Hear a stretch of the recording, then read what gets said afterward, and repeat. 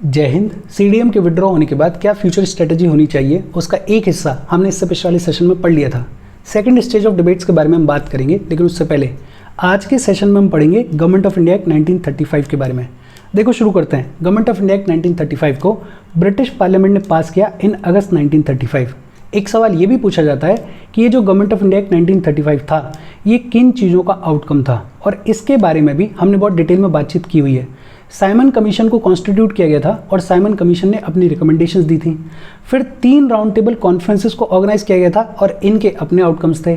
फिर एक white paper issue किया गया था मार्च 1933 में, इसके बारे में भी हमने बातचीत की थी। और फाइनली एक जॉइंट सेलेक्ट कमेटी फॉर्म की गई थी और इस जॉइंट सेलेक्ट कमेटी को काम दिया गया था कि सभी की रिकमेंडेशंस को स्टडी करो और एक्ट को तैयार करो। ये जॉइंट सेलेक्ट कमेटी तैयार करेगी इस गवर्नमेंट ऑफ इंडिया एक्ट 1935 को, जिसको ब्रिटिश पार्लियामेंट पास कर देगा इन अगस्त 1935। मतलब ये जो गवर्नमेंट ऑफ इंडिया एक्ट 1935 था, ये इन सभी चीज़ों का आउटकम था। Simon commission, 3 round table conferences, white paper और जॉइंट सेलेक्ट कमेटी। ये गवर्नमेंट ऑफ इंडिया एक्ट 1935 के मेन प्रोविजंस क्या थे, एक एक करके अपन सभी प्रोविजंस को देख लेते हैं। देखो, सबसे पहले तो ये बोला गया कि एक ऑल इंडिया फेडरेशन फॉर्म की जाएगी और इस ऑल इंडिया फेडरेशन में कौन कौन सी एंटिटीज़ होंगी। एक तो इसमें सभी प्रोविंसेस होंगी, सभी ब्रिटिश इंडियन प्रोविंसेस और सभी चीफ कमिश्नर्स प्रोविंसेस, और प्रोविंसेस के साथ साथ इसमें प्रिंसली स्टेट्स होंगी। मतलब प्रोविंसेस और प्रिंसली स्टेट्स को मिला के फॉर्म किया जाएगा इस ऑल इंडिया फेडरेशन को। बट ये ऑल इंडिया फेडरेशन सिर्फ तब फॉर्म होगी जब ये 2 कंडीशंस फुलफिल होंगी। और जब हम इन दोनों कंडीशंस को पढ़ेंगे तो ऐसा लगेगा कि ब्रिटिश गवर्नमेंट चाहती नहीं थी कि ये ऑल इंडिया फेडरेशन कभी फॉर्म हो, बिकॉज कंडीशंस ही इतनी हैवी हैं। पहली कंडीशन क्या थी? एक तो ये बोला गया कि कम से कम 50% प्रिंसली स्टेट्स जब इस फेडरेशन को ज्वाइन करने के लिए अग्री करेंगी तभी ये फेडरेशन फॉर्म होगी, अदरवाइज नहीं होगी। स्पेक्ट्रम में क्या लैंग्वेज दी हुई है? स्पेक्ट्रम में लिखा हुआ है that the states with 52 seats allotted in the proposed council of states should agree to join the federation. इसका मतलब क्या है? इसका मतलब ये है कि गवर्नमेंट ऑफ इंडिया एक्ट 1935 के तहत एक काउंसिल ऑफ स्टेट्स फॉर्म की जानी थी। इस काउंसिल ऑफ स्टेट्स में जितनी भी सीट्स थी उसमें से कुछ सीट्स अलॉट की गई थी इंडियन स्टेट्स को या फिर प्रिंसली स्टेट्स को, और कुछ सीट्स अलॉट की गई थी प्रोविंसेस को। इंडियन स्टेट्स को या प्रिंसली स्टेट्स को अलॉट की गई थी 104 सीट्स। और ये पहली कंडीशन क्या कह रही है कि इन 104 सीट्स में से कम 52 सीट्स तक की जो प्रिंसली स्टेट्स हैं वो जब अग्री करेंगी इस फेडरेशन को ज्वाइन करने के लिए तभी ये फेडरेशन फॉर्म होगी, अदरवाइज नहीं होगी। अब सोच के देखो, कोई राजा है, कोई महाराजा है, कोई नवाब है, वो क्यों ज्वाइन करेगा इस फेडरेशन को? वो राजा है, उसकी अपनी पावर है। अगर वो इस फेडरेशन को ज्वाइन करेगा तो उसको अपनी पावर शेयर करनी पड़ेगी, और कोई भी राजा अपनी पावर को क्यों शेयर करना चाहेगा? मतलब ये जो पहली कंडीशन है इसका इनहेरेंट नेचर ऐसा है कि ये ऑल इंडिया फेडरेशन कभी भी फॉर्म नहीं होगी। और दूसरी कंडीशन उससे भी ज़्यादा हैवी है। दूसरी कंडीशन में क्या कहा गया कि ये जितनी भी प्रिंसली स्टेट्स अग्री करेंगी फेडरेशन को ज्वाइन करने के लिए, उनकी एग्रीगेट पॉपुलेशन, उनकी टोटल पॉपुलेशन, टोटल जितनी भी प्रिंसली स्टेट्स हैं उनकी जितनी भी टोटल पॉपुलेशन है उसका कम से कम 50% होना चाहिए। और जब ये दोनों कंडीशंस फुलफिल होंगी तभी इस ऑल इंडिया फेडरेशन को फॉर्म किया जाएगा। और कंडीशंस का नेचर अपने को दिख रहा है। कंडीशंस का नेचर ऐसा है कि ये कंडीशंस कभी भी फुलफिल नहीं होंगी, और वही हुआ, ये फेडरेशन कभी भी फॉर्म नहीं होगा। The federation never came up. और जो सेंट्रल गवर्नमेंट है वो गवर्नमेंट ऑफ इंडिया एक्ट 1919 के प्रोविजन से ही चलती रहेगी। मतलब गवर्नमेंट ऑफ इंडिया एक्ट 1935 का ये जो पहला प्रोविजन है ये कभी इम्प्लीमेंट ही नहीं होगा। अच्छा, फेडरल लेवल पे, सेंट्रल लेवल पे क्या चेंजेस किए गए, क्या कहा इस गवर्नमेंट ऑफ इंडिया एक्ट 1935 ने? एग्जीक्यूटिव कॉन्टेक्स्ट में क्या कहा गया? एक तो ये बोला गया कि governor general is the pivot of entire constitution. Governor general main authority है। दूसरा बेहद इंपॉर्टेंट, सेंटर में डायरकी को इंट्रोड्यूस कर दिया गया। बेहद important that the dyarchy was introduced in the centre. मतलब सब्जेक्ट्स को 2 कैटेगरी में डिवाइड कर दिया गया। एक को बुलाया गया रिजर्व्ड सब्जेक्ट्स और दूसरे को बुलाया गया ट्रांसफर्ड सब्जेक्ट्स। रिजर्व सब्जेक्ट्स कौन कौन से सब्जेक्ट्स थे? एक तो फॉरेन अफेयर्स, दूसरा डिफेंस, तीसरा ट्राइबल एरियाज, और चौथा क्रिश्चियनिटी से रिलेटेड जितने भी अफेयर्स थे उन सबको रखा गया रिजर्व्ड कैटेगरी में। और बाकी जितने भी अदर सब्जेक्ट्स थे उनको रखा गया ट्रांसफर्ड सब्जेक्ट्स की कैटेगरी में। ये जो रिजर्व सब्जेक्ट्स थे इनको एडमिनिस्टर करने की पावर दी गई गवर्नर जनरल को। गवर्नर जनरल इनको एडमिनिस्टर करेंगे on the advice of executive councillors. लेकिन ये जो एग्जीक्यूटिव काउंसलर्स थे ये सेंट्रल लेजिस्लेचर के लिए रिस्पॉन्सिबल नहीं थे, ये सेंट्रल लेजिस्लेचर के लिए जवाबदेह नहीं थे। मतलब ये जो रिजर्व सब्जेक्ट्स हैं इनके ऊपर पूरी अथॉरिटी है गवर्नर जनरल के पास में, कोई भी क्वेश्चन करने वाला नहीं है। बट ट्रांसफर्ड सब्जेक्ट्स के केस में क्या कहा गया कि इनको एडमिनिस्टर तो गवर्नर जनरल ही करेंगे, लेकिन गवर्नर जनरल इनको एडमिनिस्टर करेंगे on the advice of ministers. और ये जो मिनिस्टर्स थे इनको रिस्पॉन्सिबल बनाया गया टू द फेडरल लेजिस्लेचर, इनको जवाबदेह बनाया गया to the federal legislature. Difference fundamental क्या है कि रिजर्व सब्जेक्ट्स के केस में गवर्नर जनरल एडमिनिस्टर करेंगे on the advice of executive councillors, और ये जो एग्जीक्यूटिव काउंसलर्स हैं ये सेंट्रल लेजिस्लेचर को जवाबदेह नहीं है। लेकिन ये जो ट्रांसफर्ड सब्जेक्ट्स हैं इनको एडमिनिस्टर तो गवर्नर जनरल ही करेंगे, लेकिन करेंगे on the advice of ministers, और ये जो मिनिस्टर्स हैं ये जवाबदेह हैं, ये रिस्पॉन्सिबल हैं टू द फेडरल लेजिस्लेचर। इसके अलावा गवर्नर जनरल को एक्सटेंसिव पावर्स दी गई, गवर्नर जनरल को स्पेशल रिस्पॉन्सिबिलिटी दी गई इंडिया के सिक्योरिटी को मेंटेन करने के लिए, इंडिया के पीस को मेंटेन करने के लिए। देखो दो चीज़ें अपन ने पढ़ी, एक तो अपन ने ये पढ़ा कि ये बोला गया कि ऑल इंडिया फेडरेशन को फॉर्म किया जाएगा, लेकिन दो कंडीशंस भी रखी गई, और ये कंडीशंस ऐसी हैं कि कभी फुलफिल होंगी नहीं, तो ये ऑल इंडिया फेडरेशन कभी फॉर्म होगा नहीं। दूसरा, फेडरल लेवल पे, सेंट्रल लेवल पे एग्जीक्यूटिव कॉन्टेक्स्ट में क्या कहा गया, एक तो गवर्नर जनरल को मेन अथॉरिटी बताया गया, गवर्नर जनरल को खूब सारी पावर्स दी गई, गवर्नर जनरल को स्पेशल रिस्पॉन्सिबिलिटी दी गई इंडिया की सिक्योरिटी और पीस को मेंटेन करने के लिए। दूसरा बेहद इंपॉर्टेंट, सेंटर के लेवल पर डायरकी को इंट्रोड्यूस कर दिया गया, सब्जेक्ट्स को दो में डिवाइड कर दिया गया, एक को बुलाया गया रिजर्व सब्जेक्ट्स और दूसरे को बुलाया गया ट्रांसफर्ड सब्जेक्ट्स। रिजर्व सब्जेक्ट्स कौन कौन से थे, foreign affairs, defence, tribal areas और क्रिश्चियनिटी से रिलेटेड जितने भी अफेयर्स थे उनको रखा गया रिजर्व्ड कैटेगरी में। ये जो रिजर्व सब्जेक्ट्स थे इनको एडमिनिस्टर कौन करेगा, governor general on the advice of executive councillors. लेकिन ये जो एग्जीक्यूटिव काउंसलर्स थे they were not responsible to the central legislature. और दूसरा, ट्रांसफर सब्जेक्ट्स, इनको एडमिनिस्टर तो करेंगे गवर्नर जनरल, लेकिन on the advice of ministers, और ये जो मिनिस्टर्स थे they were responsible to the federal legislature. अपन आगे बढ़ें उससे पहले वीडियो पे लाइक के बटन को दबा दो, लाइक दबाना ज़रूरी है बिकॉज यूट्यूब वीडियो को कंसिडर करता है और थोड़ा सा पुश कर देता है, तो लाइक का बटन दबा दो, ये तो खुद ही दबा दिया करो। शेयर कर दो अपने सोशल मीडिया हैंडल्स पे, व्हाट्सएप वगैरह पे अपने फ्रेंड्स को, या जो भी लोग इसमें इंटरेस्टेड हैं उनको शेयर कर दो, और चैनल को सब्सक्राइब कर लो। अच्छा, फेडरल लेवल पे ही, सेंट्रल लेवल पे ही लेजिस्लेचर के कॉन्टेक्स्ट में क्या कहा गया, गवर्नमेंट ऑफ इंडिया एक्ट 1935 ये लिखता है कि बाय कैमरल लेजिस्लेचर को स्टैब्लिश किया जाएगा, दो हाउसेस को स्टैब्लिश किया जाएगा सेंट्रल लेवल पे, एक को बुलाया जाएगा अपर हाउस या फिर काउंसिल ऑफ स्टेट्स। ये जो अपर हाउस है इसमें 260 मेंबर्स होंगे। ये जो 260 मेंबर्स हैं इनमें से कुछ मेंबर्स इलेक्टेड होंगे और कुछ मेंबर्स नॉमिनेटेड होंगे। बेसिकली 40% मेंबर्स को नॉमिनेट करके भेजा जाएगा by the princely states. Princely states के जो भी प्रिंसेस होंगे वो 40% मेंबर्स को नॉमिनेट करके भेजेंगे, और बचे कुछ जो मेंबर्स हैं वो इलेक्ट होकर आएंगे from the British Indian provinces. ये जो अपर हाउस था, ये जो काउंसिल ऑफ स्टेट्स था, ये परमानेंट बॉडी थी, ये परमानेंट हाउस था, मतलब इसमें से हर तीसरे साल 1/3 मेंबर्स को रिटायर किया जाएगा।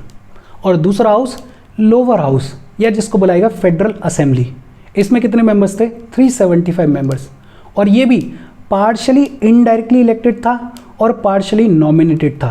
1/3 मेंबर्स जो हैं उनको नॉमिनेट करके भेजेंगे प्रिंसेस, और बाकी के जो मेंबर्स हैं उनको इनडायरेक्टली इलेक्ट किया जाएगा ब्रिटिश इंडियन प्रोविंसेस से।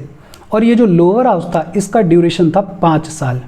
इसमें एक इम्पॉर्टेंट चीज़ है, और वो इम्पॉर्टेंट चीज़ क्या है कि ये जो अपर हाउस है इसके लिए डायरेक्ट इलेक्शंस होते थे, ये बोला गया, और ये जो लोअर हाउस है इसके लिए इनडायरेक्ट इलेक्शंस के लिए बोला गया। और इसको ध्यान रखना बिकॉज यूजुअली जब हम पॉलिटी पढ़ते हैं तो हमने ये पढ़ा है कि अपर हाउस के लिए इनडायरेक्ट इलेक्शंस होते हैं और लोअर हाउस के लिए डायरेक्ट इलेक्शंस होते हैं। लेकिन इस कॉन्टेक्स्ट में गवर्नमेंट ऑफ इंडिया एक्ट 1935 उल्टी बात करता है।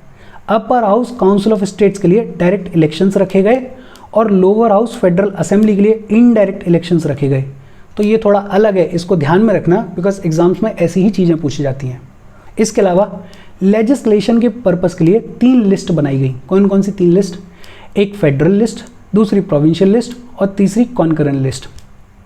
बड़ा इंपॉर्टेंट चीज़ ये कही गई कि ये जो फेडरल असेंबली होगी इसके मेंबर्स के अगेंस्ट में नो कॉन्फिडेंस वोट पास किया जा सकता है। मतलब फेडरल असेंबली में रिस्पॉन्सिबल गवर्नमेंट को स्टैब्लिश कर दिया गया। बट ये जो नो कॉन्फिडेंस वोट है ये काउंसिल ऑफ स्टेट्स में पास नहीं किया जा सकता, ये अपर हाउस में पास नहीं किया जा सकता। रिस्पॉन्सिबल गवर्नमेंट स्टैब्लिश की गई लोअर हाउस में, लोअर हाउस के मेंबर्स के अगेंस्ट में नो कॉन्फिडेंस मोशन पास किया जा सकता था। System of religion based and class based electorates को और ज़्यादा एक्सटेंड कर दिया गया।